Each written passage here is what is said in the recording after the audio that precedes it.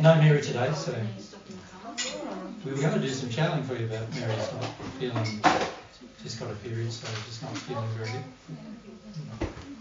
Well, it's not myself about it. Did you have an idea of who you were going to channel? Like, were there people lined up? Yeah. No. We did have an idea though of who we were going to talk to, but they don't sort of have to plan in advance. It's just like generally, if I ask them to come, they'll come. Yeah. Who were they? We thought, you know how I think it was on Thursday we had a conversation about the Jehovah's Witness faith and the founder of that faith, Charles Taze Russell. So we thought we might ask him about just so you can ask questions. And then we thought Frederick, our brother or something. We're going to let you down to the front. Slowly. And then we were going to play it by ear after that.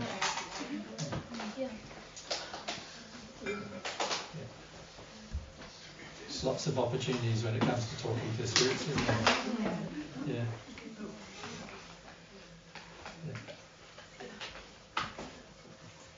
G'day. Sort of see everyone.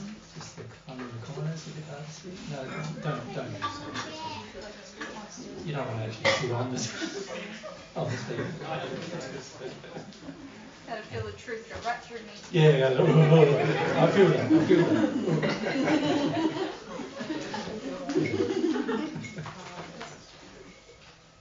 It's finally penetrating. What was that? The truth's penetrating. Finally. Yeah. Just going to have to lay on the speaker. At least my body, but not myself. Yeah. I had a bodily experience. Yeah. When I went to see Jesus the other day, I had a bodily experience. Not a spiritual one, it's a bodily one. That must be what just happens in churches, like they just have the speakers up. That's the rock concert effect. Yeah. Well, they're doing that now at church, isn't it? It's becoming a rock concert. Trying to attract everyone there. And they turn the lights down and everything. The amount of tech they got in churches nowadays, I was looking at one the other day, it was an American one, but just to look at what tech they're using for video cameras, but they've got like probably $750,000 worth of tech equipment in this one 600 or probably 800 seat auditorium. And they film every event. And there's like basically a rock concert as well happening as well. So they have a lot of singing and whatever. And they're filming every event and transmitting it worldwide, every event. So basically it's like church TV. Yeah. To all their parishioners. And their church, even though there's about 800 who come regularly, there's like 70 or 80,000 people watching it all at the same time. Wow. Full on, eh? Where was that? What's the key? It was in the US, I think. It was. Texas. Yeah, I think it was. Actually, Austin. I think. But yeah, I think it was Austin. But I was just looking at tech to just see what tech they're using. And they've got all the videographers. They've got 8 videographers. 2 of them are on sleds, going back and forth across the room. You imagine the distraction, like like trying to connect to God. Like, you're not, you're really well, not. Or maybe you are. Perhaps when they sing, they might. Yeah. Obviously, not a lot of truth, but when they're singing, at least they might, have some feelings for God. But yeah, just a full-on production twice a week. Wow. And they must make huge amounts of money to buy that amount of tech. And the auditorium itself is 1,000 people auditorium. So. It was like that scam. I can't remember. There's a scam of I don't know, in the 60s or something, where there's a couple who basically made one of those huge kind of churches. And it was all for a scam for them. Like they just basically, it was about a money making thing. Yeah, I think for a lot of them it begins with some sincerity, but obviously there's a lot of money changing hands, and when you've got 80,000 people all donating, $50 $50 a week or whatever. Talking $500,000 a week, you know. Every time they run a church service, $500,000 comes in. It's a lot, isn't it? A lot of money. And then of course, What do they do with it? well, for the most part, they spend it on expanding their church. Yeah. What kind of church was it? Sorry. What kind of church? It was a Christian church in the States, in Texas. Yeah.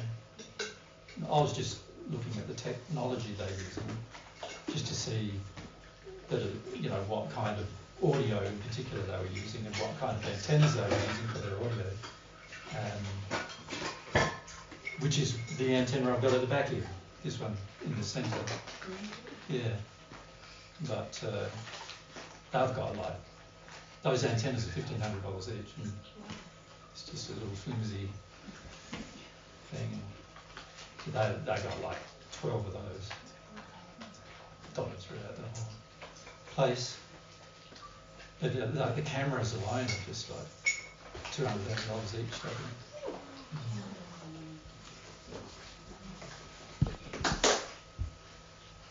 Yeah.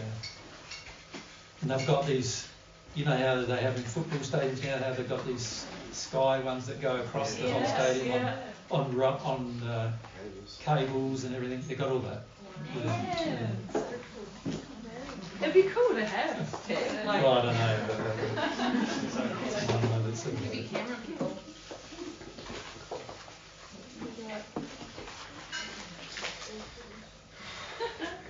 they have all this fancy lighting, and they have even like, you know, the thing that creates fog, because they won't create it. Really? It's like, Wow. No. yeah. I would. Church has become like a It's like a production. You've got to be in a movie in order to get like a major production. Yeah. I remember back when I went to school, it was Christian school, and it was like everyone, they're very kind of proper services, and then like the breakaways were like the rock band in church, but it was still so simple, and it was kind of, everyone was like, all the kids were attracted, now it's like full on production, yeah. With top of the line gear, like they have on their stage they've got these units here. This just little unit there it costs $3,500 Australian dollars, and they've got 18 of them, so that they can have 36 people on stage at once. Yeah, so it's like a major production. What are 36 people on stage? Well, singing and dancing. Oh, and, like a choir. you know, the minister sort of raving on a bit.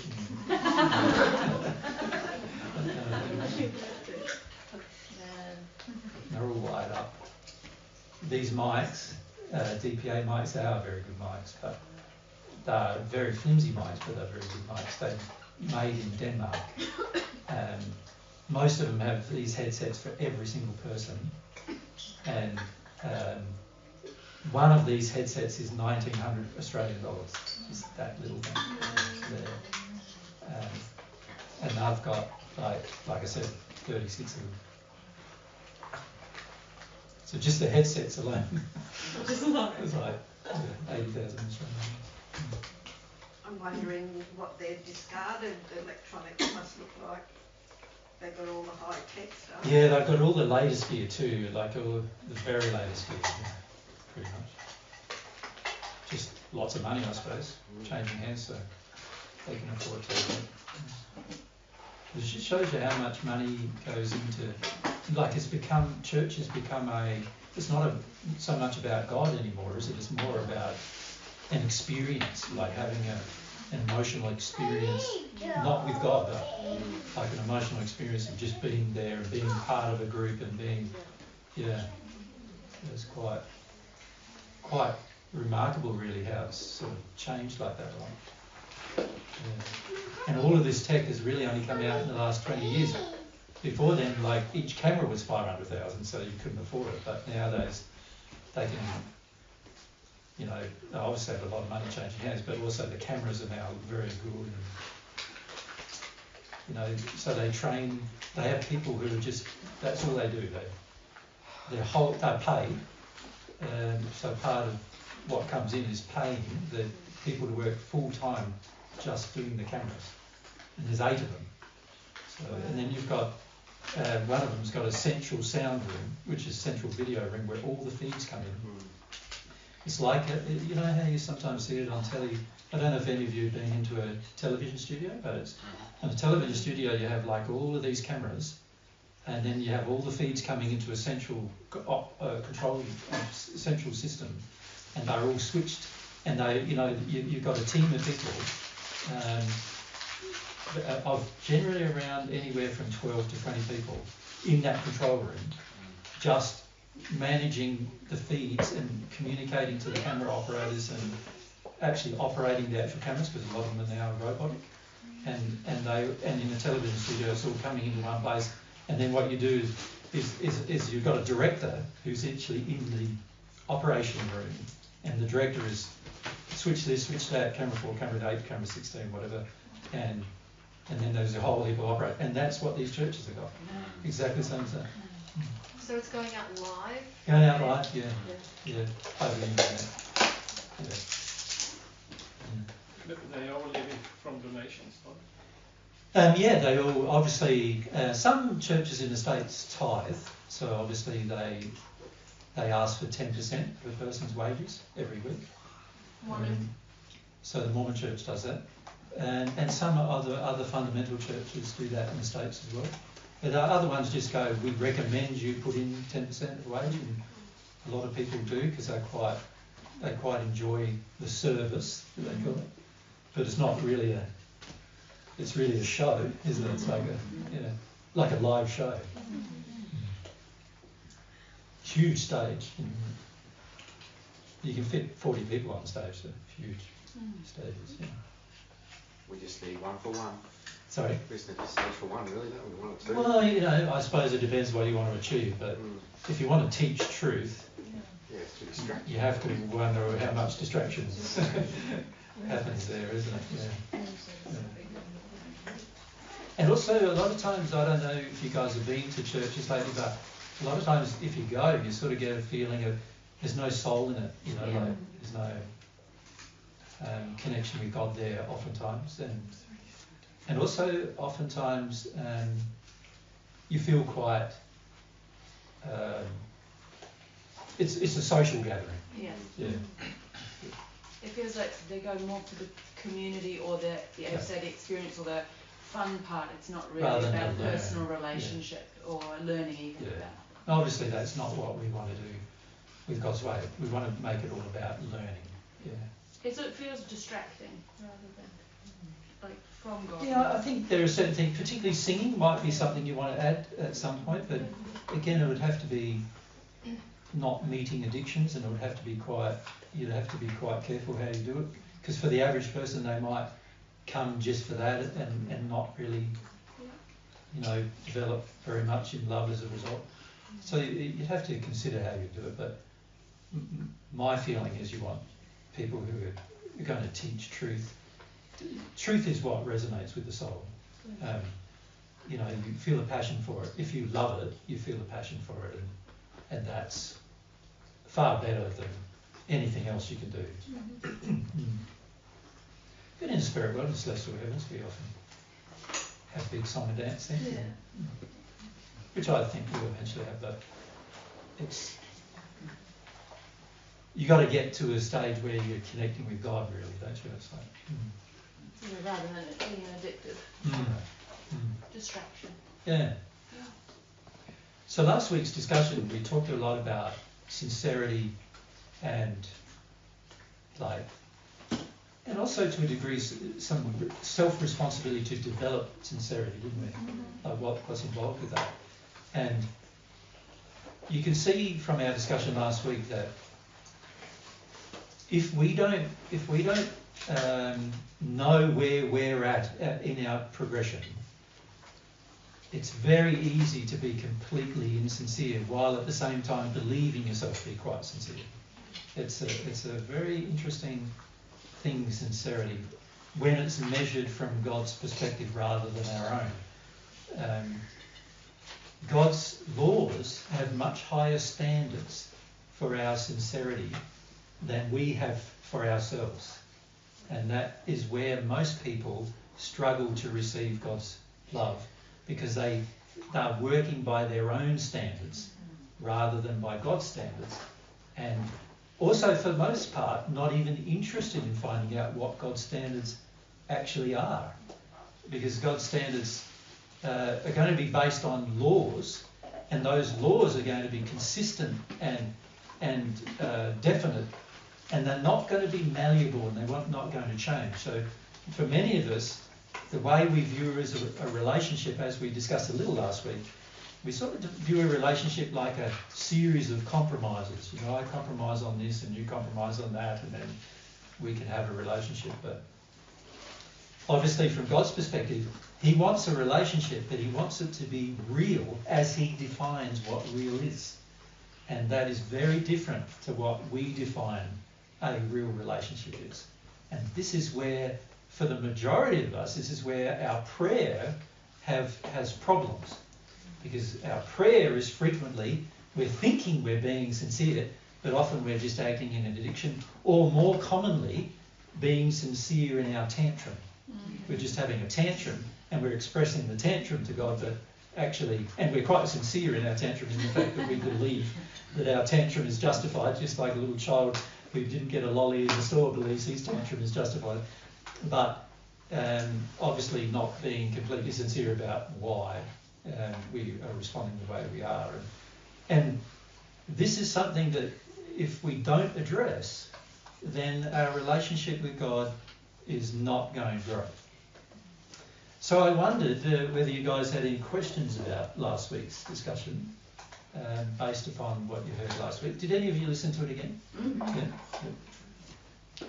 And whether you had any questions about the discussion in terms of about developing sincerity. What, you know, how do you do that when you already believe yourself to be sincere in particular?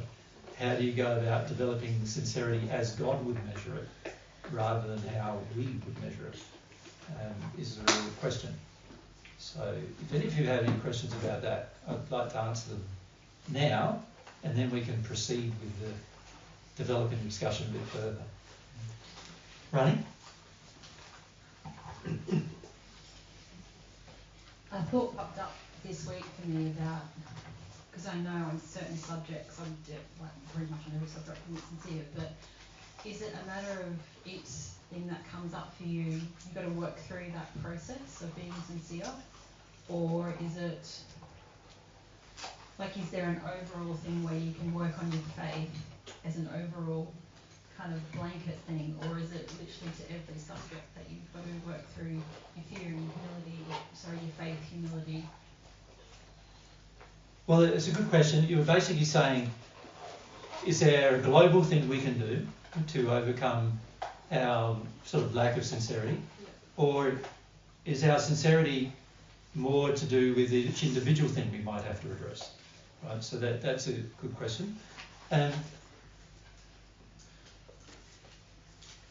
During our childhoods, the majority of us have been taught, and actually taught very rigidly, to become insincere in our dealings with others.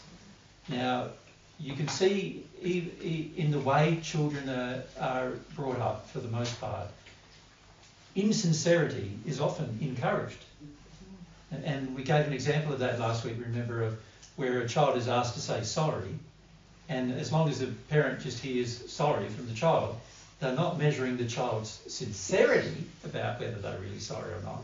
They're just saying, just say sorry, because they want the illusion of their child being sorry, but they don't really care about the substance of the child actually feeling sorry. And then once the child is rewarded for that behaviour, which most children are, by the time the child's become an adult, it now feels that it can give the illusion of a feeling rather than the real feeling, and other people should accept the illusion rather than saying, actually, you're not being truthful now. Right? So by the time we're adults, we are expecting to be able to give an illusion to the people around us, and we're expecting that they accept it. And we're expecting that if they don't accept it, that they're the bad person. Right? If they don't accept our illusion, we feel that they're being, inconsiderate or unkind by not accepting the illusion that we are portraying. And it can get so bad that we actually have lived the illusion for so long that we actually think the illusion is actually sincere. That's how bad that can get. It can get to the stage where we believe the way in which we be ourselves, if we could put ourselves in quotation marks for all those who can't see my comments. If we be ourselves, then for most of us we believe what we've become as an adult is ourselves. And actually for the majority of the cases, that's not true at all. We've learnt to present the illusion of ourselves, and we have even come to accept the illusion as if it's real. And that becomes very difficult now for us to be able to determine when we are sincere, even for ourselves, to determine that for ourselves. And it's a big problem in terms of how we're brought up as children, and the illusion that then is created as an adult, that we are being nice and kind, and we're being considerate of others, and we're being, loving towards others, and yet all of it, for the most part, has been trained into us as children to present the illusion of all of those things rather than the reality of it all. So this is why when most people on earth pass into the spirit world, they don't pass into the 6th or 7th sphere or in some area that's highly developed in love, because they have bought into their own illusion, and they pass expecting to be, if they believe in the spirit world at all, they expect to be passing into a good state, only to find themselves usually quite deep in the hells, in the first sphere. And the environment is now saying to them, this is where you deserve to be, given the condition of love that you're exhibiting. And the person is going, how did this happen? And they're totally surprised. And it's very interesting when you spend time welcoming people into the spirit world, because the amount of people, when you have to take them to the place where they actually are going to live for the first part of their life in the spirit world, the majority of people are absolutely shocked about the conditions. Like, absolutely shocked. For many, it's like for many of you living in your comfortable homes now and then being ushered into a rubbish dump in the spirit world. And that's where you've got to live. Right? That's how shocked most people find themselves when they pass. It's very rare that a person is actually accurately assessed where they will pass and actually expected to be there. Ironically, the people who are often quite self-determined to be evil do expect, if there is a spirit world, that they will be in those locations. So often they are the persons who are least shocked, right? And the people on earth who believe themselves to be good and kind and considerate and everything and loving, often they are the people who are most shocked. And quite often those people who believe themselves to be good and kind and considerate and loving are religious people, right? And so oftentimes it's the religious people who are the most shocked, because they have lived a life seemingly on the outside in agreement with the principles that they might have learnt from a holy book like the Bible or the Quran or something like that. But internally they've never really agreed with it. Never really sincerely agreed with it inside of themselves. And frequently they are the people who are most shocked about their passing. So it is often also the case that the people in the West are more shocked than the people in third world countries. And there's many good reasons for that. And one good reason is that many of us in the West are used to getting what we want, when we want it, how we want it, without any consideration of the ramifications of that on others. But people in the third world frequently are struggling to even just survive. And so when they enter the spirit world and are still struggling to survive, or that's the feeling they have, it's no different. But when a person from the first world enters the spirit world and now is struggling, for him or her it is very different. And so there is often this large contrast that occurs. And when you're one of the people welcoming them and taking them to the location where they'll eventually live, for at least a short period of time until their condition of love improves, you're the one who has to deal with the level of shock they're in to a degree. Yeah. So the real then question becomes, as Rani asked, are there individual things where I'm demonstrating at least some sincerity, or is there generally a flavour of insincerity about almost everything? And and how do I deal with one or the other things if one or the other things are true? Now, the thing to bear in mind is that each person is an individual. So that's the first thing we need to remember when we're answering questions like this. Each individual has had their own upbringing and their own way of dealing things based upon a combination of their upbringing, their circumstances and their personality, the way in which they dealt with those events of their childhood. And of course, for each person, those things will be different. So how you deal with the issue of sincerity is going to be different. However, it can be said generally that on earth, the majority of us have been taught, and this applies third world or first world, the majority of us have been taught to present an illusion to others under certain circumstances.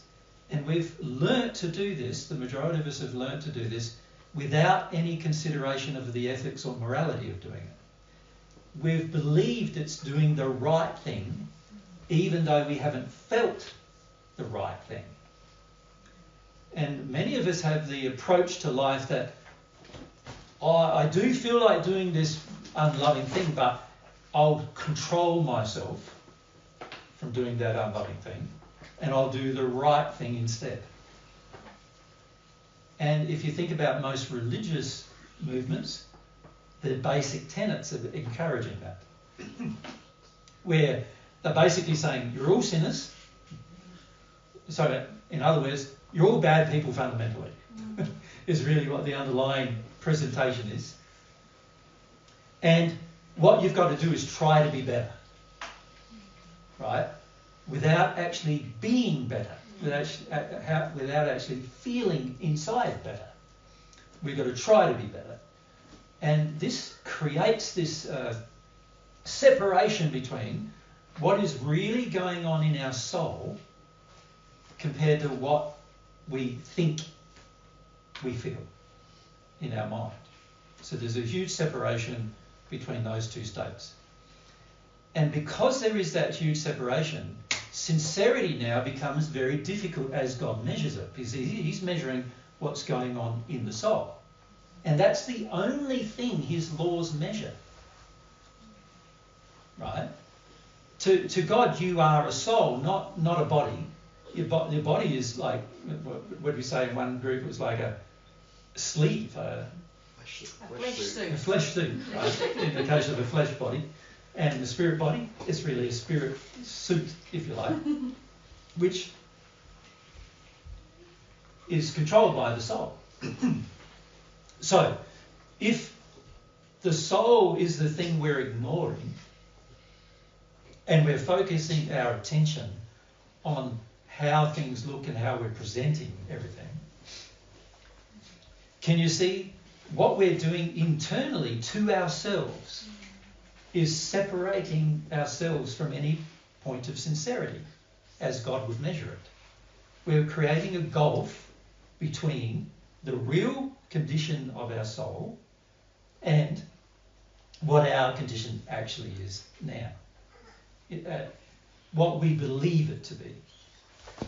Now I'm just going to have a drink a Been talking a lot this week, so it's...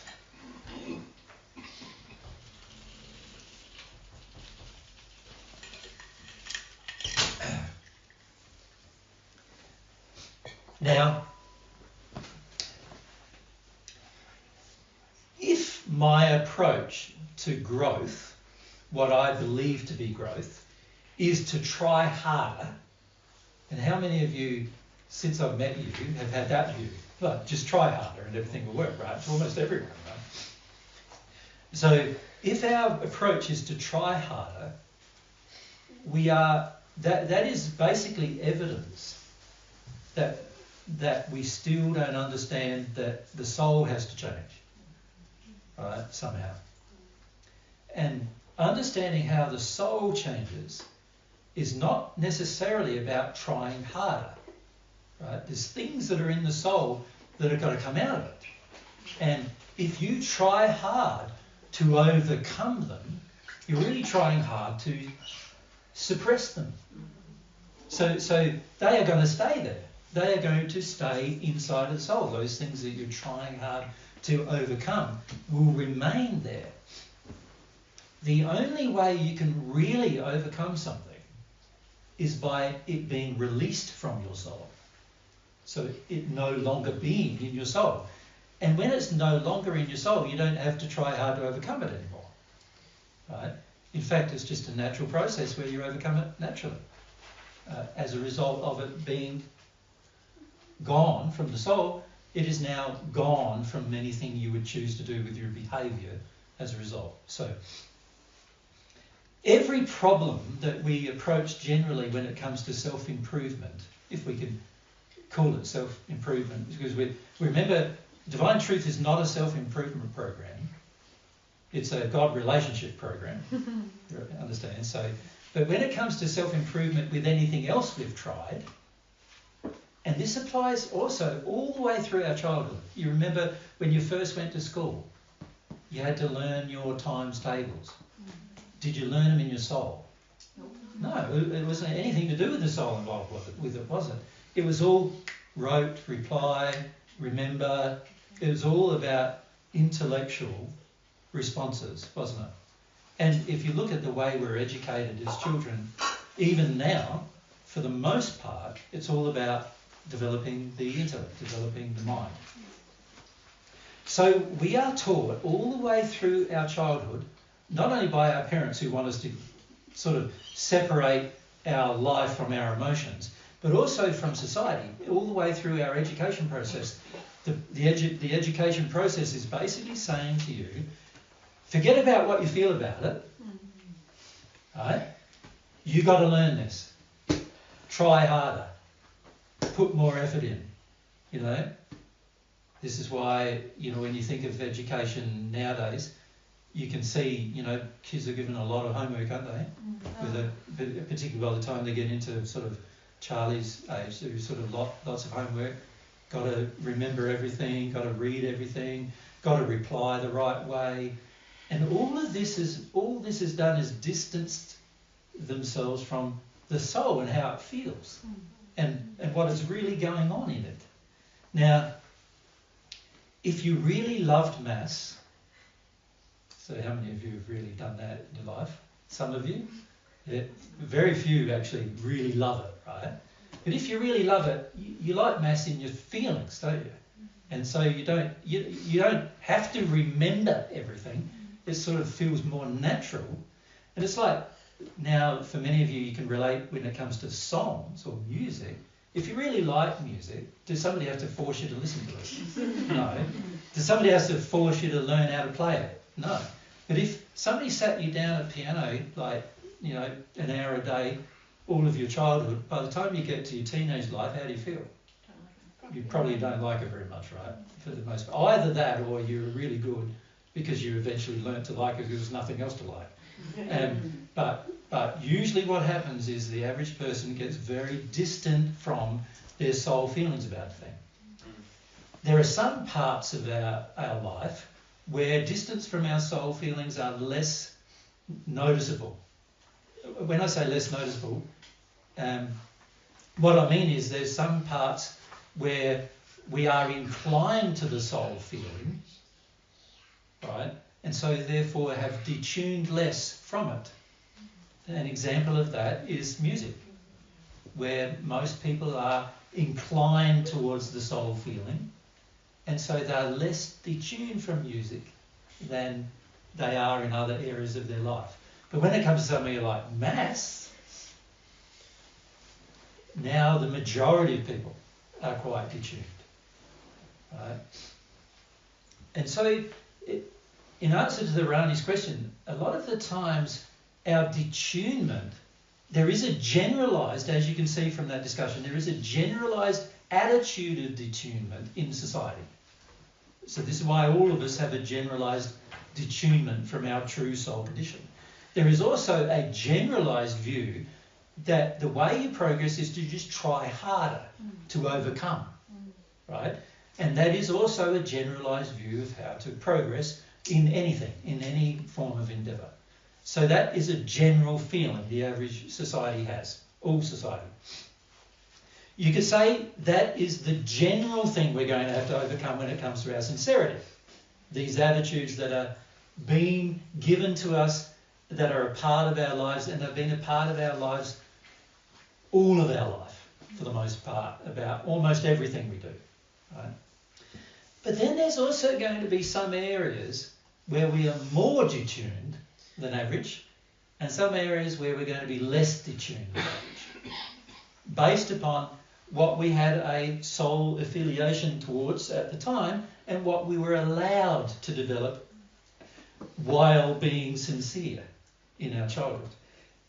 And those things will be general, not general, in nature, but they will be specific in nature. And they are areas where we'll have to overcome our lack of sincerity in those specific areas as well. So all of us will have to overcome a lack of sincerity in these general areas. And then we will have individual to us and individual to our nature and our personality and individual to our experience, we'll have specific things that are going to be much worse than others and specific things that might be better than others. And this is why you've got to give up comparing yourself with another, because everything is so uniquely individual, and it's only by working through the uniquely individual problems that you'll eventually be refined, right? The general problems we'll all have to solve, the whole lot of us. And for the most part, we have quite a lot of them, right? Quite a lot of problems. Now, would you like to just turn on the lights, you guys, because the sun's going up and down. And those of you who are writing are not being able to see what we're doing. Yeah. There's the one in the middle. Where's that, Bill? There you go. Yeah, so you can see, in answer to the question Rani raised, you're going to have there's going to be things that are global in nature that are affecting your sincerity and that everybody else also has to deal with. And then there's going to be things specific to your own life, upbringing, choices that you're going to have to deal with that other people might not have to deal with. Yep. And both are going to be required to be dealt with in order for you to become sincere, as God measures sincerity. That answer your question? Eloisa? So eventually you'll end up in a state of sincerity. Is that true? When you become one with God, you'll be in a permanent state of sincerity. Yeah. But before that, so you can be sometimes in a state of sincerity on some issues like this global thing, and sometimes not, dependent on... Yeah, the general course of events are you have to do with the global things first, and then you become generally sincere about those things. Yeah. And then on certain issues, you're still insincere. Yep. Does that make sense? And they are the individual issues you have to deal with. Yep. So there is a general process most people follow, is they become generally sincere, particularly about the issues of putting forward a facade, a frontage, and also being rewarded for that and all those things. They all have to be dealt with. And every person needs to deal with those things. And the average person has to deal with those things before they're capable of any self-analysis with regard to the personal issues. Yeah. Yep. Yeah. So for the most part, it's going to be, I get to a stage where I feel like now I feel sort of sincere. Or you get to the stage where you feel sincere on most things, right? But you also know, oh, there I go with some insincerity again on that thing over there that's unique to me and unique to my circumstance. Yeah. Yeah. So for me, it was pretty easy to get sincere about a lot of issues, but not very easy to get sincere about the issues of loving self. So just because of the way I was brought up and what I was taught in the childhood, harder to get sincere about that. And that's where I get a lot of attack from spirits as well, so it's harder. Whereas for other people, it might be completely opposite of that. You know, that it just depends a bit. But for all of us, we'll have an issue of getting sincere, particularly emotionally sincere. Because you can see with our emotional belief systems, the majority of us do believe covering up our emotions is the best course of action. Yep.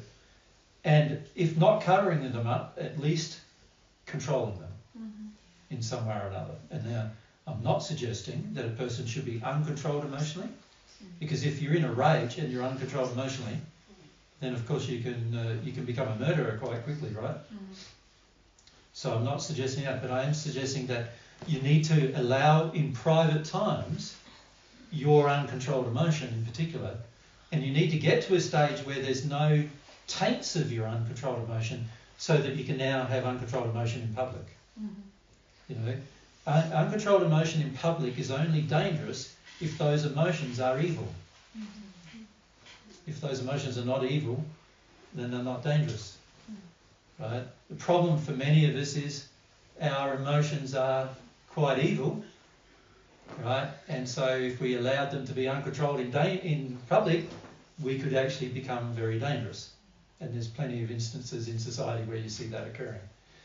So a part of growth is learning how to have uncontrolled emotions in a private manner first, generally, and working your way through them sincerely so you recognise what they are, to the point where you can release them and therefore be able to be let loose in public. Isn't that how it really is? Yeah. It's sort of like, well, if you've got these emotions in public and you let loose them in public, then that might be dangerous, but you need to learn how to do that privately first, don't you? And then you sort of progress to be let loose in public, and then you're pretty good. Yeah. So our growth is going to be very dependent upon our ability to firstly recognise those global issues where a lack of sincerity is already in our soul, and to work our way through them as much as we can and as rapidly as we can first. And then be aware that after we've done that, it's not going to be finished, because there will be areas where we personally are struggling that will need to also be addressed when it comes to our sincerity. Archie? Will be general or like sort of global areas that when you become sincere, and is that sort of like relationship with God? Sort of, could you say more about sort of what are they sort of like? Just a few examples. Well, if we look at some of those areas, the first one would be how you respond to emotion. That's a big global area on the planet. The general view on the planet is you've got to always be emotionally controlled. And there is a very strong view on the planet too that if you're not emotionally controlled, you're unstable. And you know, so you're almost treated like, you know, you've got some kind of mental illness of some kind. If you have emotions that are sort of beyond the strength of what a normal person believes is normal, you know. So an example of that you see a lot at the time of a loved one dying. You'll often see a person just having a good cry, which they need to have, obviously, right? But people want to put them on antidepressants. And I'm going, well, surely they need to process their grief. Like, it's sad that their friend or their loved one died, and obviously there were attachments that they need to work through as to why they feel so sad about it. And surely they need to go through that grief, and they need to learn how to manage Not just manage it, but learn how to actually go through grief and come out the other end of grief. They need to learn how to do that. But the average person about it goes, oh no, there's a certain amount of grief that's okay, you know, and then beyond that it's all too much now. Or there's this view that, oh, now they're just, and they could be faking it, couldn't they? Milking it for what the situation is worth, which often happens. But people go, let's medicate them up a bit and see what happens and see whether everything calms down. And so the issue of dealing with emotions is a big issue, right? The average person on earth is taught that stoicism is far more powerful than feeling your emotions. And there is a great deal of condescension towards a person who feels emotions. So that's a huge area to work on. Secondly, most of us are brought up to have an illusion about our condition. We're brought up to, there's little instruction given to children about morals and ethics. And you see this happening all the time, particularly nowadays. You see it happening quite a lot. It's, you know, hundreds of years ago, there were people who had some ethics were less prone to this, but nowadays it's very much about how everything looks, not so much how everything is. And so there's a lot of unethical behaviour that is encouraged frequently, both in the family and also, you know, in society generally. So another area that we're going to have to look at globally is our lack of morality and our lack of ethics. So morality being God's view of what is right and wrong, and ethics being what is good for me should also be good for you. Right? And what is bad for me should also be bad for you. In other words, some kind of equality in the way we deal with the problem. Those two issues are major problems on earth at the moment with regard to our sincerity. Majority of us will do things in private that we would never do in public. Right? And many of us have a complete view that what I choose to do in my life towards another is always justified, but what they do to me is never justified. So we have a hypocritical, unbalanced view of equality.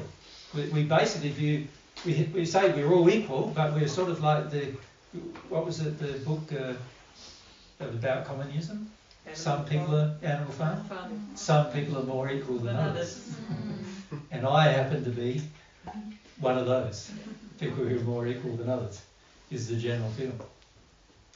So that is an issue of insincerity. So an example of that is, you know, why do I give more to my family than to my friend, to people who I don't even know? Or why do I spend more time with my friends than I would spend with people who are not my friends? Why do I give more to family members but not to other people who are in need? These are examples of the lack of ethics that means that we're being insincere when it comes to our expressions of love. So that would have to be considered as well. Then there's facing the truth about oneself, which is a huge issue for the majority of us. The reason why it's so big is because we, for the most part, want to see ourselves in a good light, and we're very prone to ignoring anything that is opposite to a good light. And even our parents, usually with us, were very prone to do the same thing. So when you think of your own children, you go, for the most part, a lot of parents will go, they're my children, so they're automatically better than somebody else's children. Just because they're mine, they're automatically better than someone else's.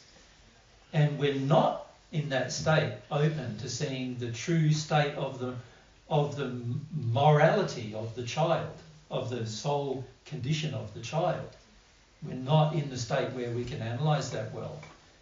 And so we promote our children's, our children being better than others for the most part, while at the same time not truly seeing the condition of the child. So we promote them as being better because they're our children, but we're not seeing the moral condition of the children. This is why the majority of people, as parents, are shocked when their child does something illegal or like what the parent themselves has viewed as evil. They're shocked. And yet, if you felt the child's soul, you wouldn't be shocked because you could feel the inclination towards that condition already, right? But for the majority of parents, they're absolutely shocked when something goes wrong, where the child does something bad, and to the point where most parents won't even believe it, even though there's evidence and proof that it's even happened. They still won't believe it because they can't believe their child could have done it. And why can't they believe it? If they could feel the soul of their child, they would know the child would have been prone to doing. So that wouldn't make any sense, aside from the parent being quite disconnected and also encouraging the child's disconnection between their true state and what's really and the facade, the image of themselves that's going on. So our ability to see ourselves truthfully is a major problem we have. And again, the majority of us have been taught to not see ourselves truthfully from childhood. That's been something we've been taught to do. It's not that we've just been left up to our own devices and come to that conclusion for the most part. For the most part, our parents have encouraged us to not see what's really going on inside of our soul, because for most parents, they've already at the state of encouraging themselves to do the same thing. And to have their child do something different would be challenging. And so they don't want that challenge. And so most of us have also this inability to see ourselves very truthfully. So fortunately, God sees everything. And the law measures everything. If God didn't see everything and the law measure everything, all of us would be getting away with a lot of these immoral behaviour, unethical behaviour. We'd be getting away with a lack of truthfulness, a lack of sincerity. The issue with your relationship with God is you are not going to get away with those things. Now, once you appreciate that and you see how wonderful that is, you'll enjoy it. But when you begin, you hate it. It's like, how dare the person tell me this or that, or how dare God, show up this or that.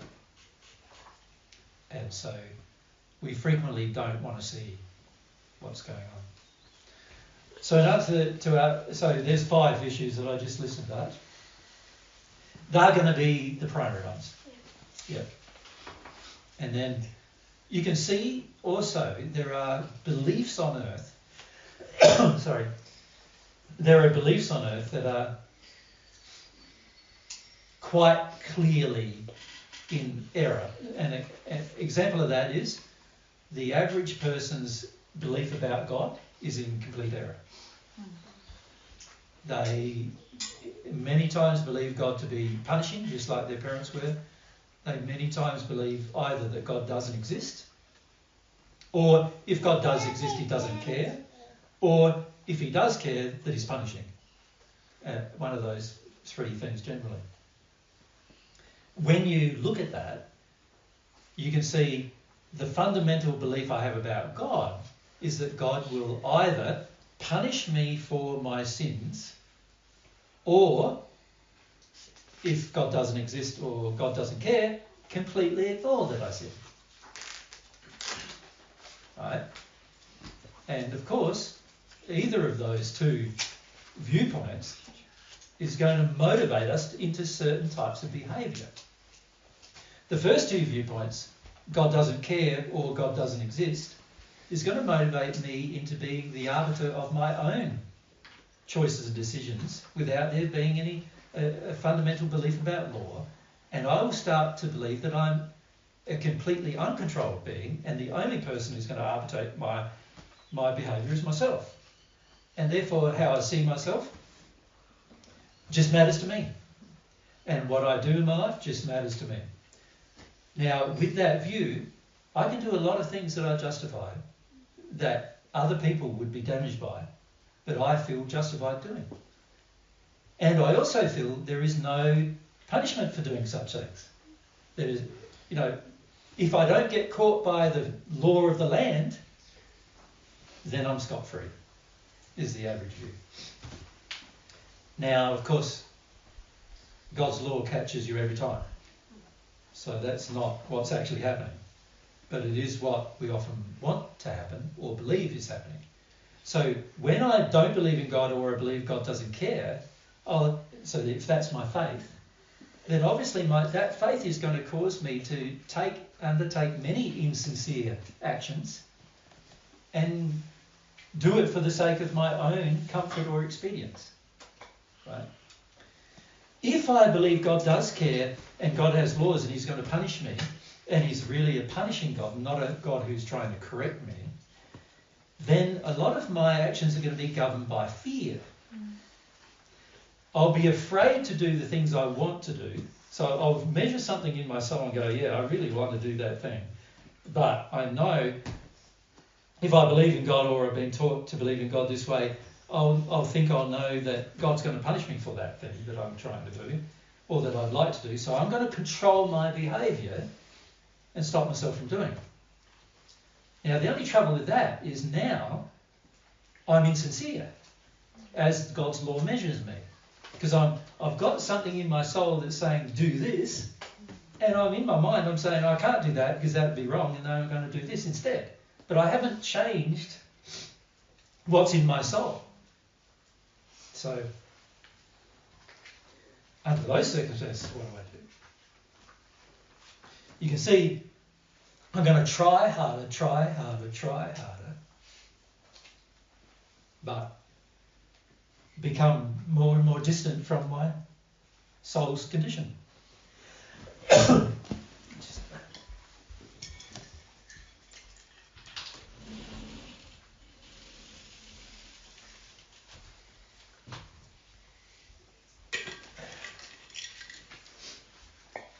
Yeah, so you can see even my belief in God is going to sort of taint the way in which I believe in God is going to taint my sincerity one way or the other if my belief in God is not accurate. Nikki? Just let me blow my nose, Nikki. My eyes are watering, so now my nose is as well.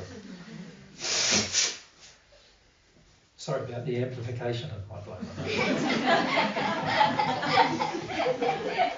I'm sure that's something you want to listen to quite. Far away, Nikki. Could you have a mix of things though as well? Because there's some issues where I feel like God's going to punish me on, and then there's some where I feel like God's going to be all right with me. He's going to pander and that kind of stuff. That's very true, but what would that depend upon? Your upbringing, wouldn't it? Yeah. The way your parents punished you in certain ways, you'd think God was probably going to punish you the same way. And then if your parents let you get away with certain things, you're going to think God's going to let you get away with those things too, probably. And it feels very much like the masculine side of God is going to punish me.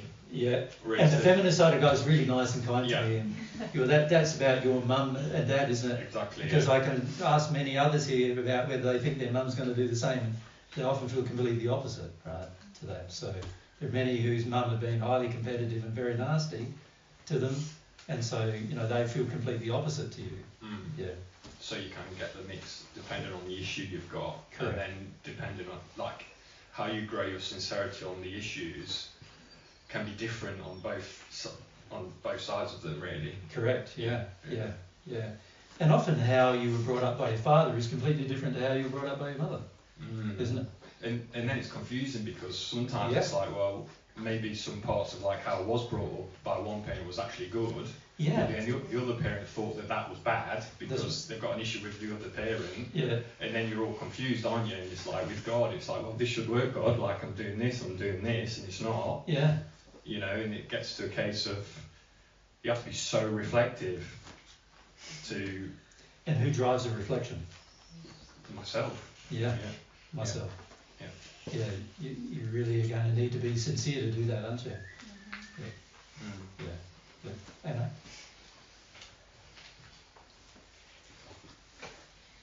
My father wanted me to be 5. That's Wanted you to... a 5. That's the grade system in Sweden. You get 1, 2, 3, 4, or 5. 5 is the best. Oh, okay, like for us in Australia, it's A, B, C, D, E, F. Yeah, okay. And that's What's the 5. last You one? did- U or something. The top, you know, Yeah. okay. Oh, that's a 5. So that sort of has driven my whole life. Yeah. In all areas. Yeah. Where I sort of coming here and wanting to be good Yeah. and achieving and perfect and Yeah. not having the right feeling. Yeah, well, it's sort of the trouble with that kind of system where you're graded for everything you do is that you end up feeling that once you achieve a 5, grade 5, you're great. Yeah. Right? And there's no measurement of, do I actually feel great? Exactly. Yeah, there's nothing based upon your feelings anymore. And so, you know, this is going to be, again, something that's going to have a big effect on you. And then, of course, society has done the same thing, hasn't it? When we go to school, it's not like everybody gets it. Nowadays, it's interesting, though, too. Isn't it? But I'll talk about the two sides of things that are happening now. But in our day, you know, 60 years ago, whatever, in our day, it's, you know, you were graded and that was it. And there was nothing, you know, there was no reward for anything where you tried. It was like you either got the mark or you didn't, and if you didn't, then you failed or you succeeded. Nowadays, it's like if you try, well, it's not even now if you try, if you just participate, now you get a grade. Show up. Sort of just show up, you get a grade. And that in itself causes its own problems, actually, because it means that nobody strives for excellence. But striving for excellence shouldn't be driven by the need for approval from a parent. It should be driven by the desire to be the best you can be inside of yourself. So it encourages people. So there's so many things wrong with different schooling methods, you know, because each one of them have their own problems that usually cause a lack of sincerity in the adult. Yeah. And of course, if God's law is measuring sincerity, and I'm saying it is, then of course it's going to be difficult, isn't it? Under all these circumstances, to clear out all the mud from the, you know, and actually see clearly the state of play in our life as to what's going on.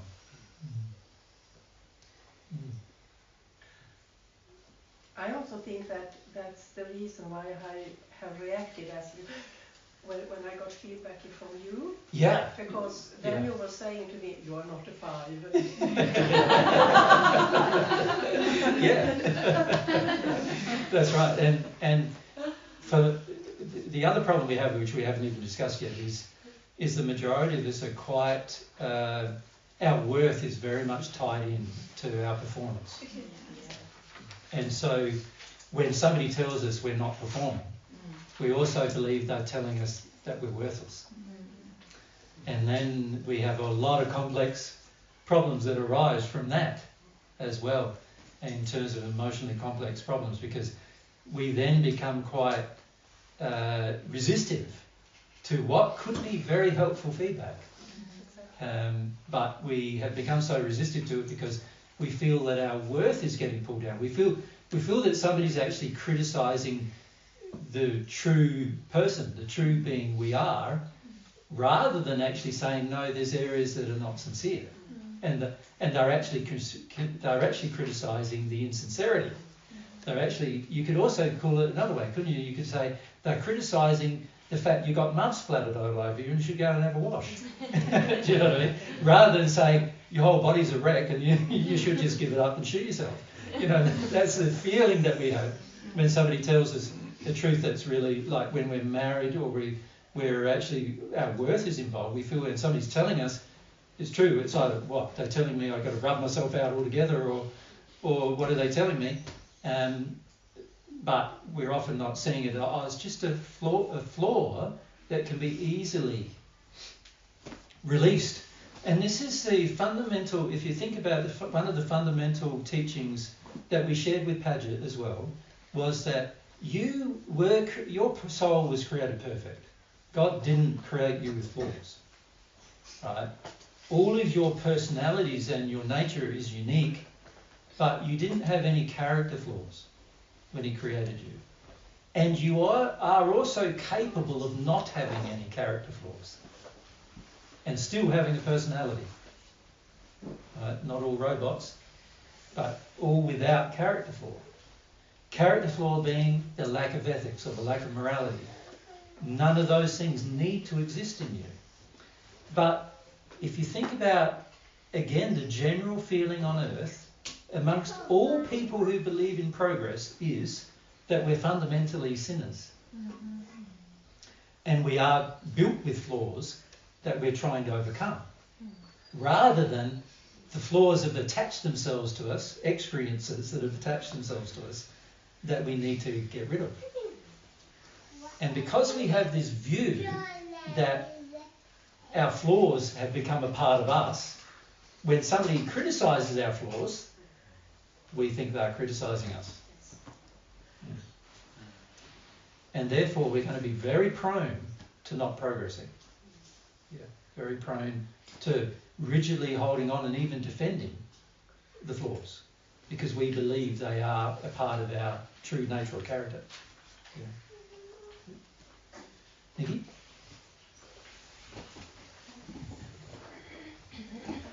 I've got a question about this whole thing, Jesus, with where does God fit in with all of this? Because when you've got so much stuff going on, sometimes like opposing stuff, and then you've got spirits around you as well. Yep, which complicate things a bit more. Which complicate it more. How can you hear God? Like, how can you hear God's voice amongst your own issues? And then, well, the very first thing that needs to be said about that, though, Nikki, is when we're insincere, we really don't want to hear God's voice. So that's where the majority of us want to hear what we want to hear. We don't want to hear anything other than something nice about ourselves. Basically, that's fundamentally what we want. So we're not prepared to hear God's voice about almost any matter, for the most part. What we're looking for is our own voice reflected in God.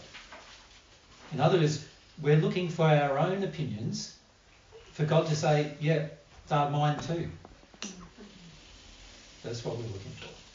We're looking for agreement from God.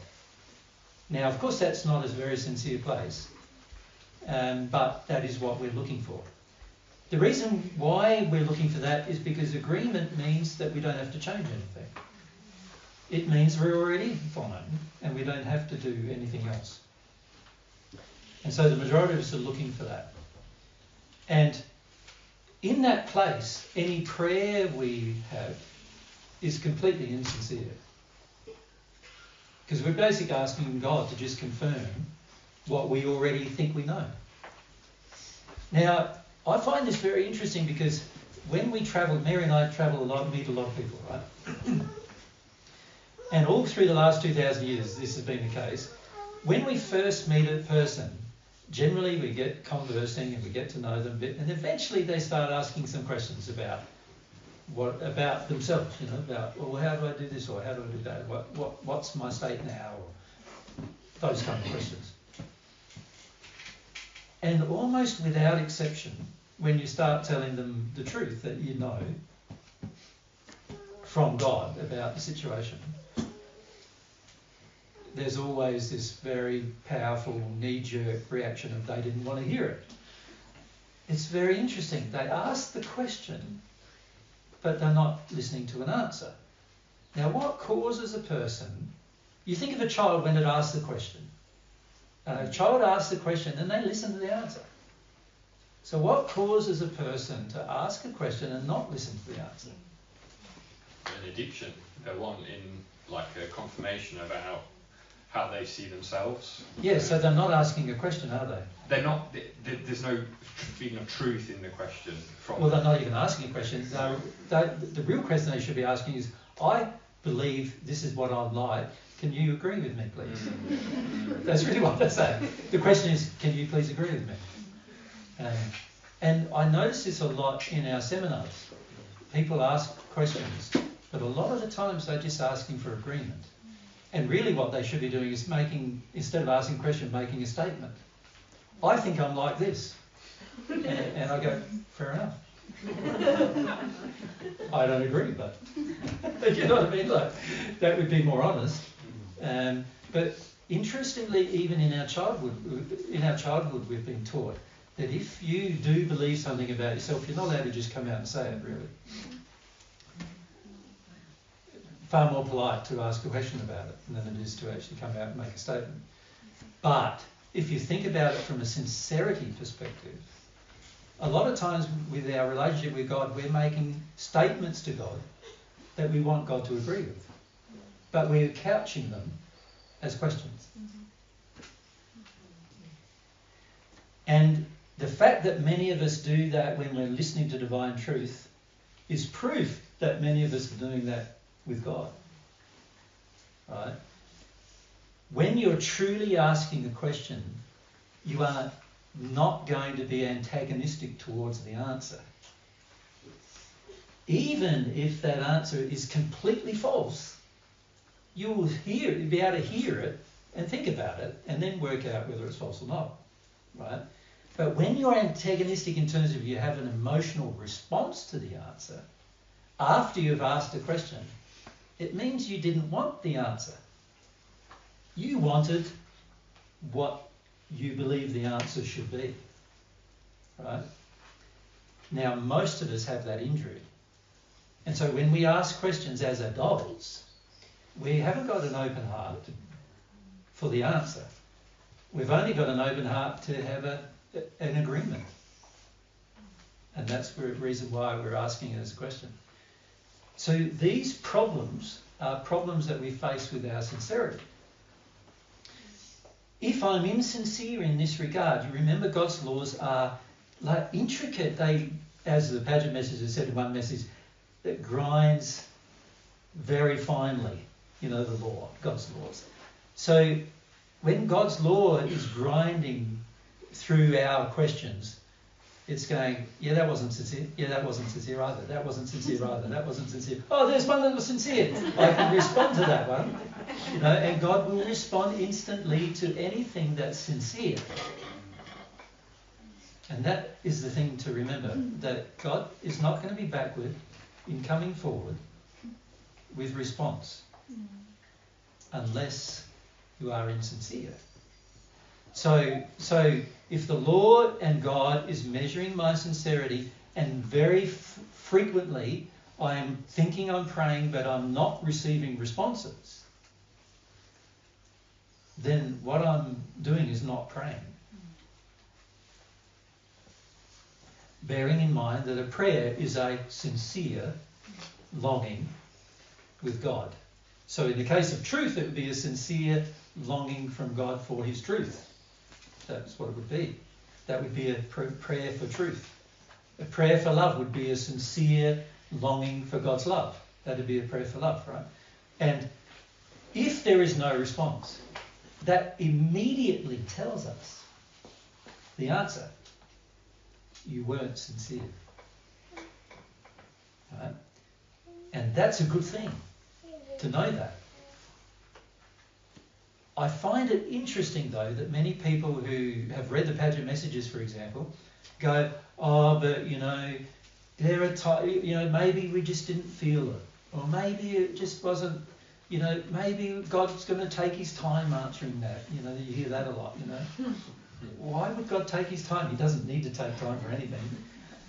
He can answer anything instantly. Why does he need to take time? He doesn't need to take time. Now, he knows you might need time because you might need to sort some things out with your sincerity. But as soon as you are sincere, he will respond. Right? He's not going to delay any response for any other reason than the law measures you as being insincere. So this is the thing you need to bear in mind in your relationship with God, is that unless I am getting a response, then I've got to look strongly at my lack of sincerity. And particularly look at, am I asking things of God that I want a certain answer, and I know what I want. I want the answer to be yes on that one or no on that one. Do you know what I mean? I've already determined in my own mind what I want the answer to be. Is that how it is? Because if that is how it is, then you're not going to get very many answers, except where your question is in agreement with God's. Yeah. Thanks. Ulf?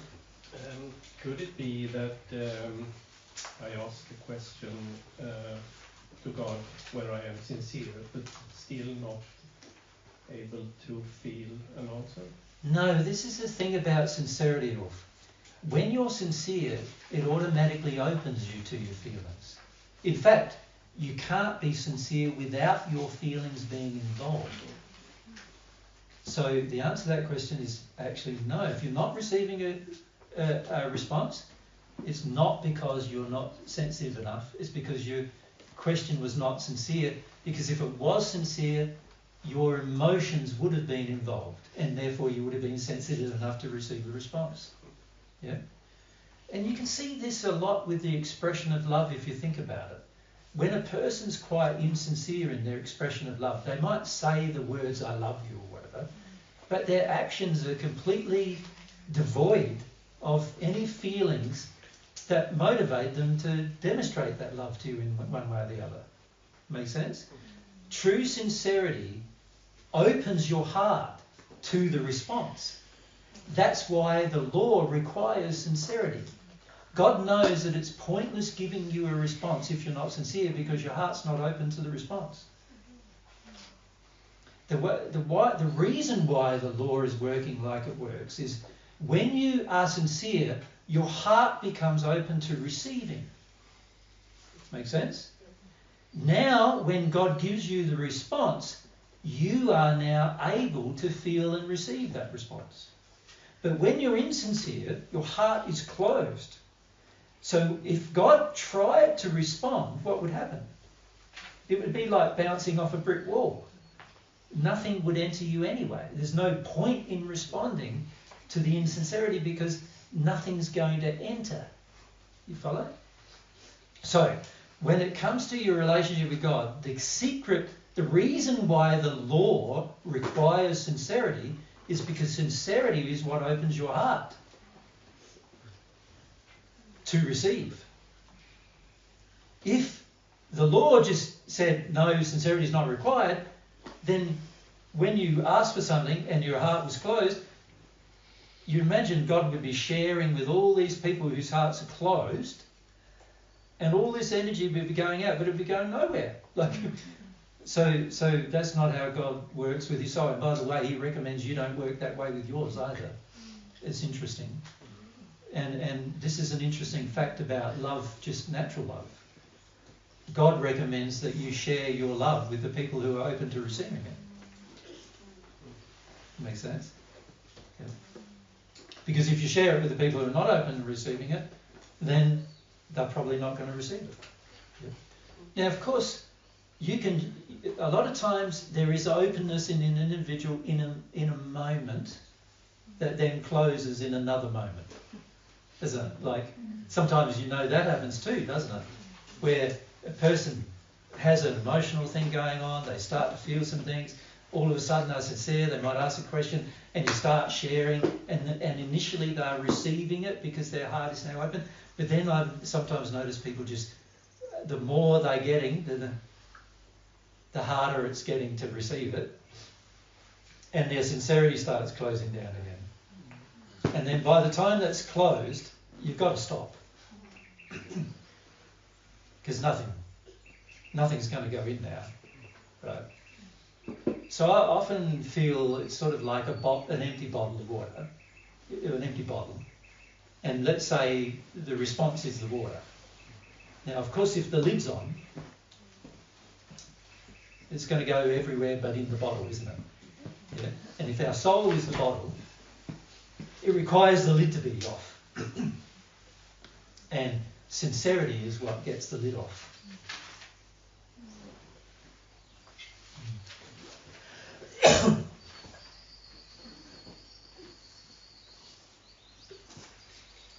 Suze.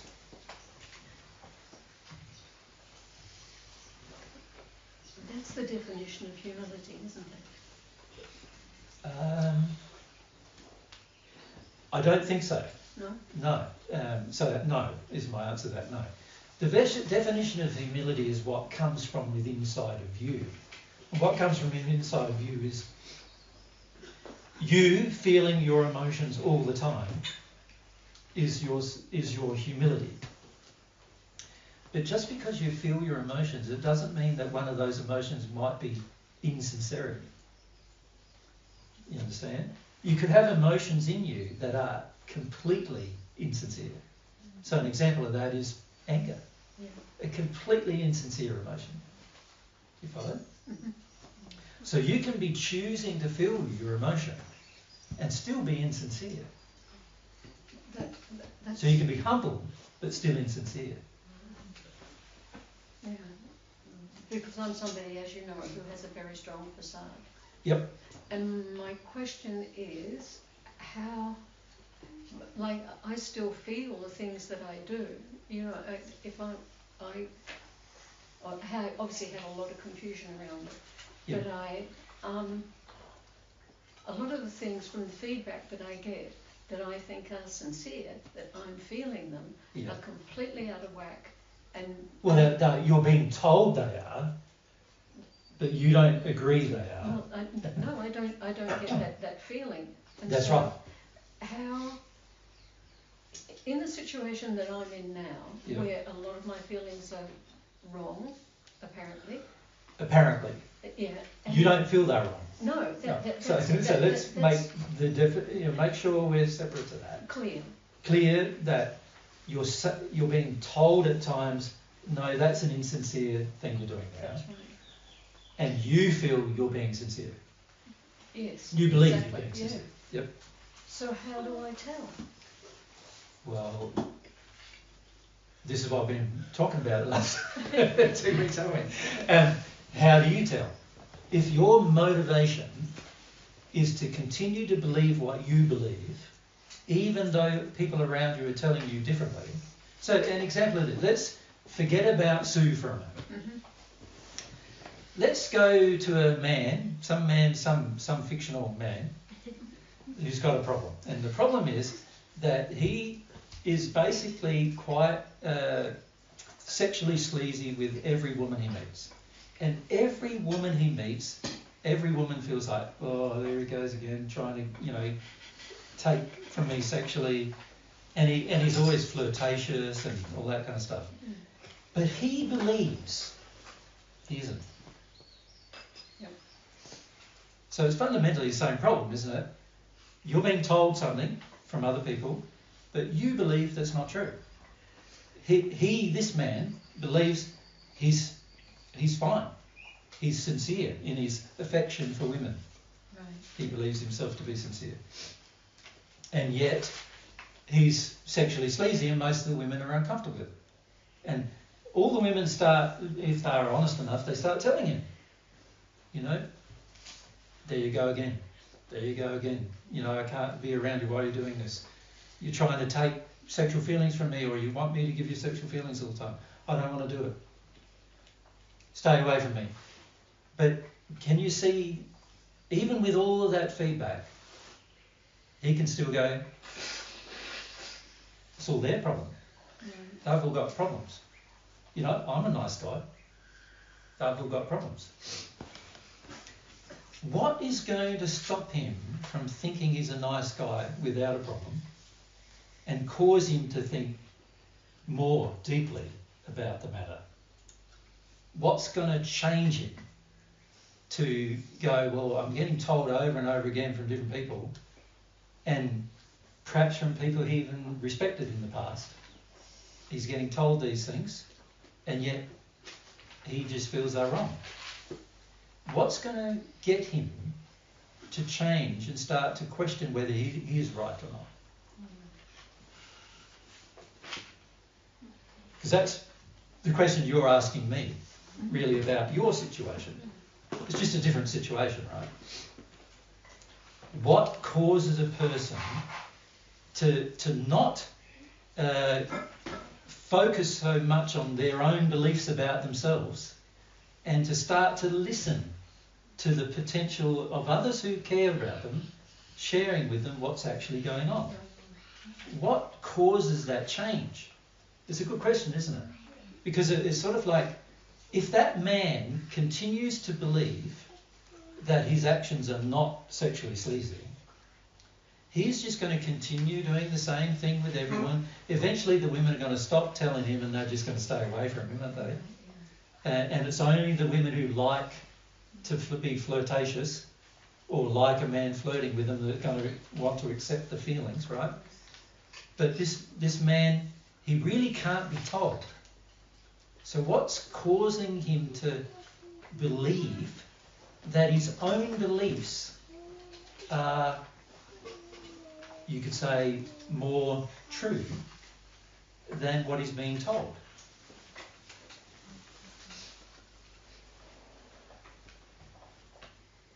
Well, I can only bring that back to my own case. Mm-hmm. And I guess it's like, for me, it's like an ingrained feeling that this is who I am. Well, yeah, if you look at that man for a moment, again, we'll try and separate the problem from you, is what I'm trying to do. Right. And say, let's look at the man who's got this problem, right? Why could he potentially have the problem? Like, what things could be going on inside of him to cause him to believe that his view is right and everybody else's view is wrong? An injury, something that happened in childhood? Or? Well, let's be more specific. What feelings does he have to have in order? So I'll give you an example. If he's been taught in his childhood that he can do no wrong, and he's quite addicted to the belief because it makes him feel good about himself that he can do no wrong, then when somebody tells him he is wrong, how's he going to respond? Can you see? Yeah. He would have to go through an emotion that he can do wrong, Yes. wouldn't he? Yep. And if he's been told from childhood that he can't, that's going to be tough. Yep. Because he's had a whole life, he might be in his 50s now or something, or 40s or whatever, and he's had a whole life where he's been told can't do any wrong. And now somebody's telling him that he can do wrong. What? It would be quite a shock, wouldn't it, to him?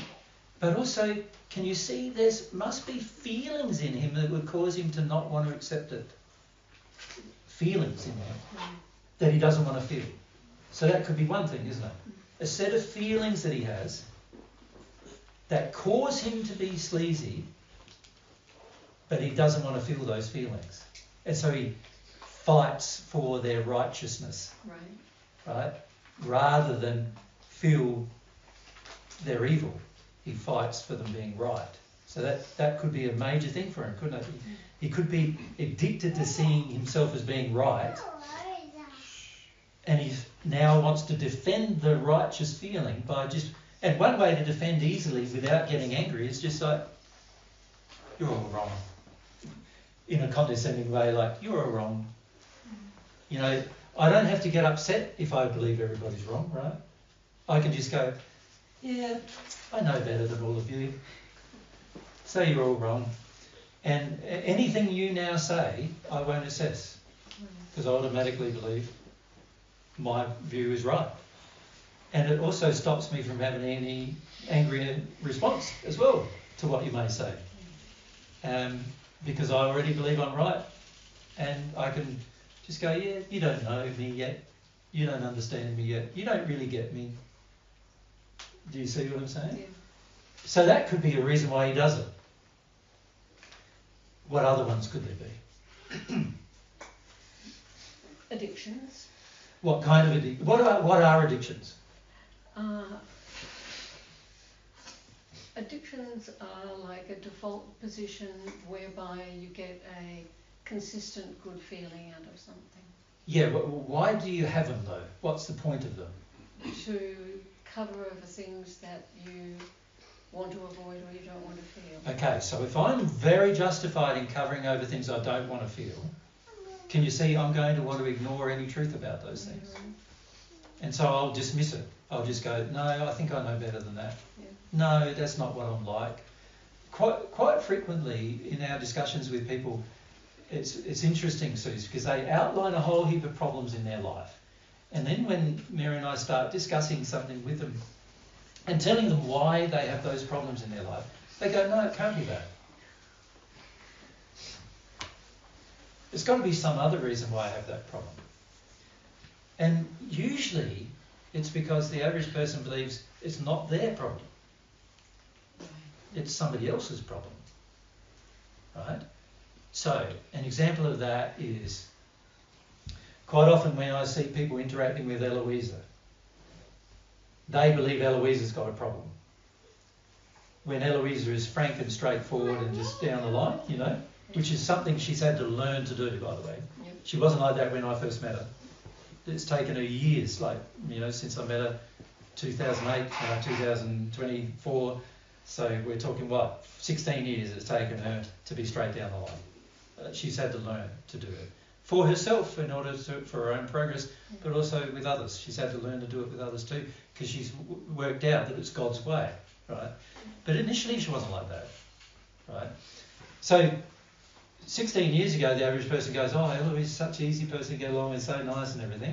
And then the very same people who meet her today go, oh, she's really changed. She's become this terrible, like, opinionated, you know, person I don't like anymore. And actually, Eloise has become more truthful in that time, which actually means from God's perspective, she's become a more loving person in that time. And yet, people will say the opposite. So why do they say the opposite? It's because whatever she says or is talking about, they don't want to hear. Right?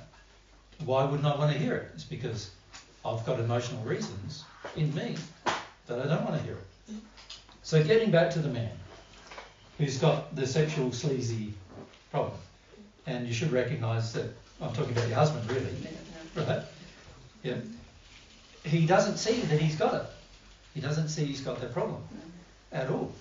And Raj, if you listen to this, you know that, right? Yeah. He knows that. And I've said this to him many times. He doesn't see he's got that problem. So he feels that every person who ever raises that with him is wrong. Yep. And it's a great defence, if you think about it, because it means any person who says that about me is automatically wrong. Yeah. I don't even have to look at it. I don't even have to examine it. Now, if God's trying to say it to me, am I going to hear it? No. God's voice is much quieter because it's a soul voice. It's a feeling voice coming from God. It's much quieter than a person being outspoken in my ear.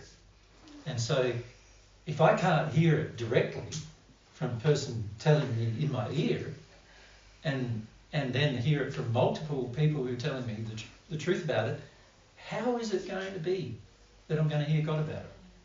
I'm not. I am going to stay completely connected to the idea that everybody else is wrong and I'm right on that matter. And I may have many, many justifications for believing that. Now, when it comes to the facade issue, that's the state you're in. You believe in your whole heart that a facade is the best thing you can keep. And you've got that so solid in you from childhood. It's a lot about, you know, family, impressions, you know, how your mum and dad were about in their community, and all these things, displaying themselves a certain way. So it's been done, this is something that's been done to you since the time of birth. So how are you going to change that? Well, you're going to change that the same as the man has to change his idea. He's going to have to learn how to listen to an opinion that is so anti his own opinion of himself. Right. He's going to have to learn to soften to that and open up to that as an idea, isn't he? Yeah. That's the only way he's going to change. And if he chooses not to, how long is that going to be? True. It's going to stay that way. He could stay that way for hundreds of years, couldn't he? Yeah. Exactly the same way, because it's going to get down to making the decision himself to actually be more open. And nobody is going to be able to convince him to get more open. He's going to have to make that decision himself. On the issue of facade, this is the issue you face, nobody is going to be able to convince you. You're going to have to do that for yourself. Yeah. Now, as we asked last week, how does a person get from that place where they are so solid in themselves that they're right about themselves, to then start considering that they're not right? Yeah. Now, there are ways to begin that process, aren't there? You can look at your life and you go, is this working for me? That's one way, isn't it? You can measure the results of, why is it that I don't have a lot of close friendships, for example? Yeah, you have acquaintances, a lot of acquaintances, not a lot of close friendships. Why is that? You can start questioning that and go, well, is it to do something with my sincerity with people, my facade versus the real self? What emotions are coming out of me towards women really, compared to what I think is coming out of me towards women? What are women feeling from me? Now, if it was me, I'd ask them, what do you feel is coming out of me? Because I think I'm doing this. What do you feel is coming out of me? And I would ask the people who feel. I wouldn't ask the people who don't feel. I would ask the people who I know feel, who are at least partially connected to their feelings. I wouldn't go to people who are numb and ask them that question, because they're not going to. They won't know. So you'd have to be able to measure to a degree somebody who has actually progressed on these matters, and then ask them what they feel from you. That can help you, can't it? Because you're asking, and you're asking with a desire to know, and if they are willing to share with you, you can do that. Even better, though, would be to start asking God about the matter rather than just blanking God on the matter. When we are convinced we are right on any matter, we are blanking God on that matter. That's what we're doing. We're not open to receiving God's opinion on the matter. Make sense? When I say blanking, what I mean is we're not wanting to hear the answer. We already have an opinion, and all we want is our opinion confirmed. So this is something for you. You want your opinion confirmed with God on the matter of facade. You want God to tell you a facade is good. Just like you want your parents. Your parents were happy to tell you that all your life in your upbringing. Raj wants God to tell him that his sexual sleaziness is not sexual sleaziness. He wants to call it friendliness. His honour of women. That's what he wants to call it. And while he wants to call it that, there's going to be no change. And while you want to call your facade something different, there's going to be no change. And this is why we need to be a lot more open. But there are ways to develop that openness by asking questions, finding out from people, from the point of view of discovering yourself, but not from the point of view of criticism or attack of oneself or any of that, but I want to know. I want to know the truth. How is this? How does it feel when I'm around you? How do you feel? So I know that women around you feel a certain way. Yeah, I'm sure. Yeah. And I can feel not only your feelings but their feelings when they're around you. Yeah. So it's pretty easy to tell what's going on. But for you it's not, because you've been indoctrinated from childhood to have these facades. And you've been held up by daddy to be superior to other women, including superior to your mother. And that's had a big effect on your life, much bigger than you believe. And that also has an effect on how you treat other women. What you believe is normal treatment, they feel are put-downs. right? But you don't know that because you've not grown up to see the contrast. You've been in a situation where you've been indoctrinated in that regard. Many men who have been brought up by their mothers to be sleazy with their mothers all the time now feel that's the way they should act with all women. And they don't think of anything different to that. They just don't.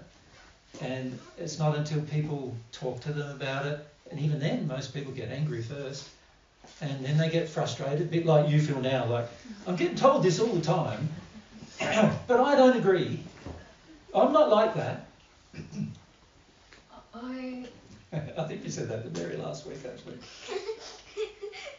I think you said that to Mary last week. Did I? I'm not like that. That's not what I'm like, yeah. Yeah. And this is most people believe they're not like certain things, but how do you change from that place is the question that we've been trying to discuss for these 2 weeks, right? And how you change is what I'm saying.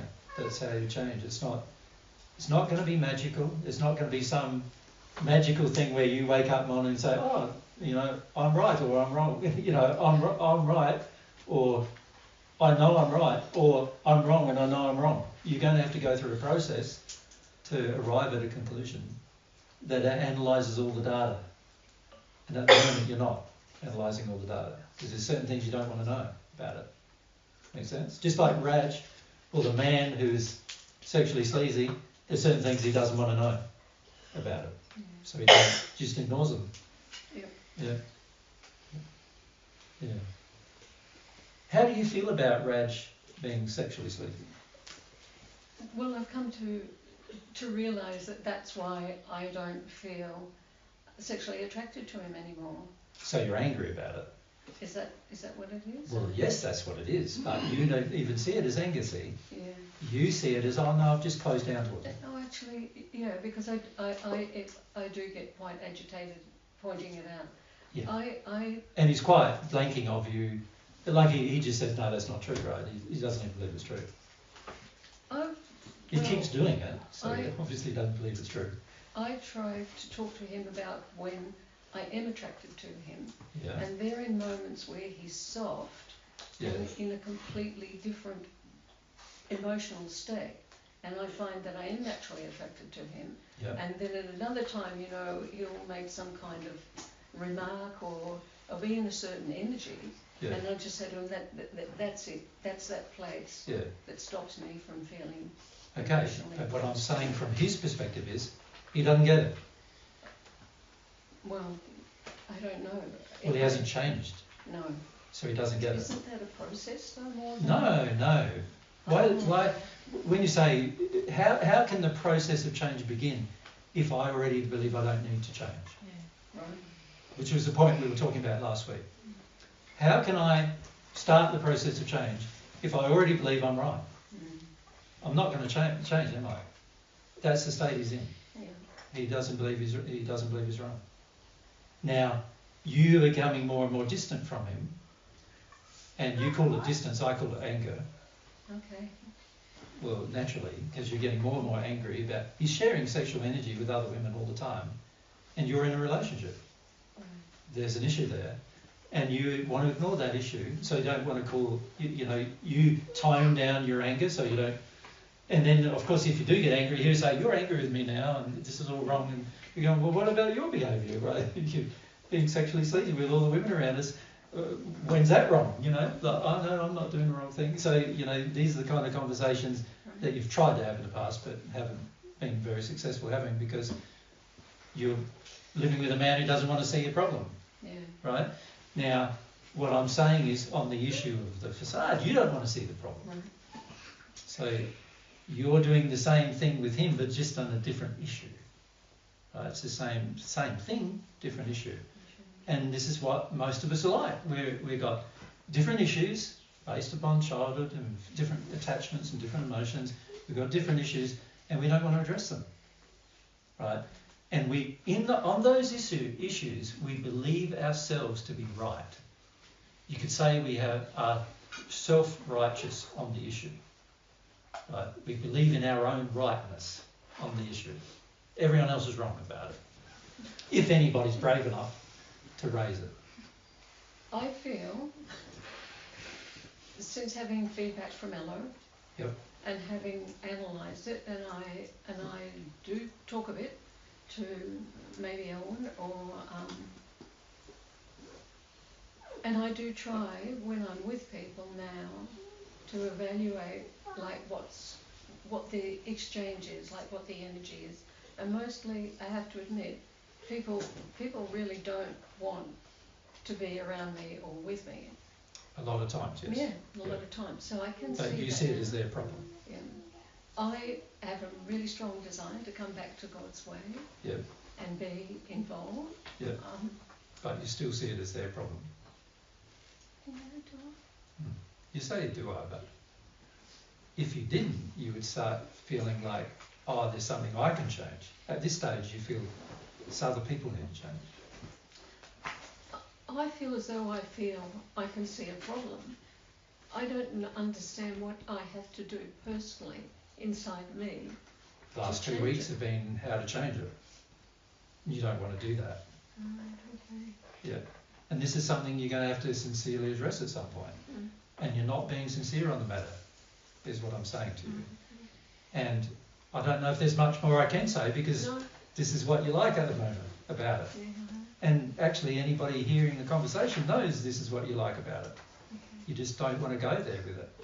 And usually when we're in that closed down state, it's because there's emotions we don't want to feel. So that's what I would look at first. What emotions don't I want to feel? Right? When we get into these closed down states where we can't, you're asking a question, I'm giving you the answer, you don't want to receive it. When we're in that state, you're in your heart's closed to receiving the answer. When you're in that state, how do you get yourself out of that state? Because only you can get yourself out of that state. Right. Nobody else can do it for you. So that's what we're trying to address this last 2 weeks, right? How to get out of that state. But how do we do that? Well, there is a growing sense of self-awareness that's going to happen, that you're going to have to want to do yourself. And at this stage you don't want to do it because there's emotions that are tied in with that you're going to have to feel that you don't like to feel. Right? And that's one of the main reasons why people don't do it. Because there's feelings. So there's humble, which is feeling the emotions you don't want to feel in this case. That needs to occur. And that will open you up to then looking at things more sincerely. Right? But sincerity and humility, which was your question, are not the same thing. Humility can open you up to sincerity, right? But sincerity is an issue of where you wholeheartedly want the truth. That's sincerity. Okay. Where you want to live in harmony with that truth and you want to be the truth. That's sincerity. Humility is you want to feel what you feel as a side issue, right, so that you can be sincere. If you need to feel, whatever you need to feel to work through the issues of becoming sincere, then you just need to feel them. That's humility. So humility can lead you to sincerity, right? Certainly. But they're not the same quality. Right. Yeah. Make sense? So that's the answer to your question. I don't think we can say much more about your personal circumstance. Yeah. Just like every time I've tried to talk to Raj about his personal circumstance, there's the same heart block to it. He doesn't want to know. This is one reason why he doesn't come, because we keep saying the same thing and he doesn't want to hear it. Because it is impacting his relationships, even with you, a lot, and he doesn't want to hear that, right? So at some point, what's going to change him to open his heart?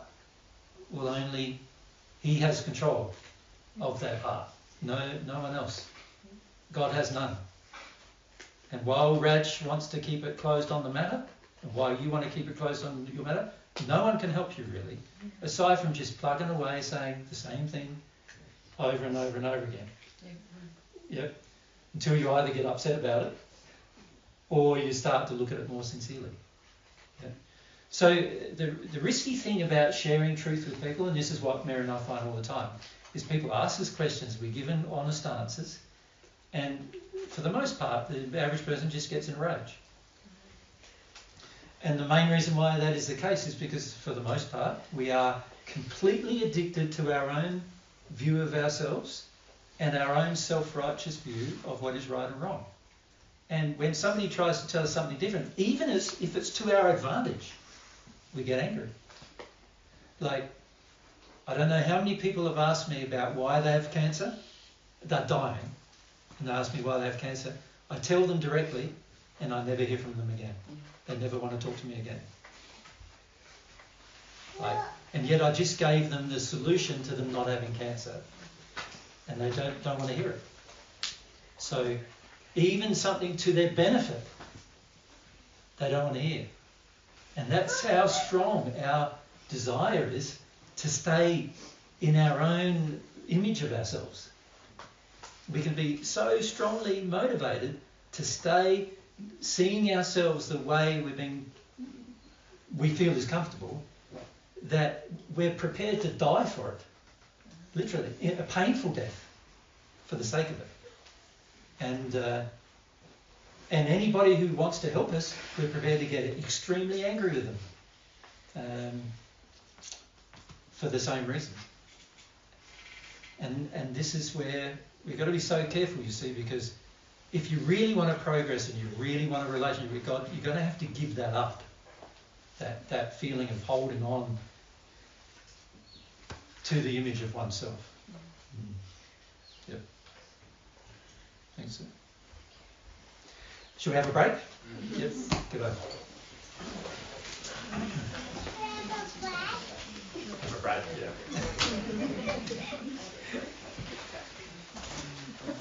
Elias is at last. Yeah.